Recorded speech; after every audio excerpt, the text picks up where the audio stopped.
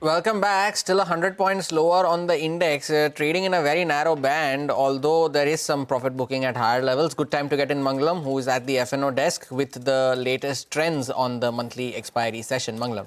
A couple of things are becoming clear. While we're finding support at lower levels, staying above that 26,000 on the frontline index seems to be a bit of a task for the bulls. And that's exactly what we've seen over the last 3 or 4 trading sessions. In fact, every time we've gone past the 26,000 mark on an intraday basis, we've retraced from that. And that's taking place today as well. So case in point, you have the October 28, which is today high of 26,041 on the Nifty. Yesterday's high was 26,006, a little over 26,000. And all of that after the sell-off that we saw on October 23rd of 26,104. In fact, all these occasions, the Nifty actually closed below that 26,000 mark. So not only crossing 26,000 is important, but closing above 26,000 is equally important. And ahead of expiry, for the last 2-3 days, I've been telling, even as the market is moving higher, the India VIX has moved higher as well.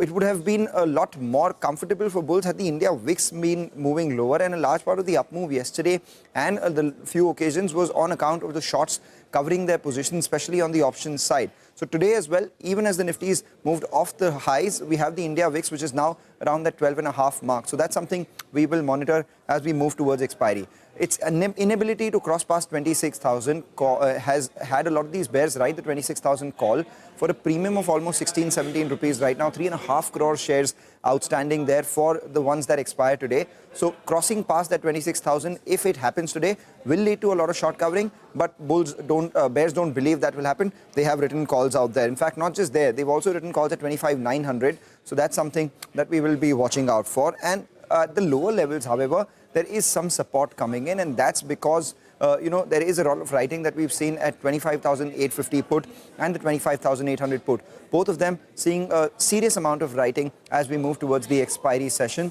So all in all, it looks like a range-bound session after a series which has seen over 1,350 points in terms of an up move coming in. And the option writers see this expiry range at 25,750 to 26,050. My sense is it would be further narrower than that. 25,800 to about 26,000 or 25,950 thereabouts is the range that the option writers would be looking at.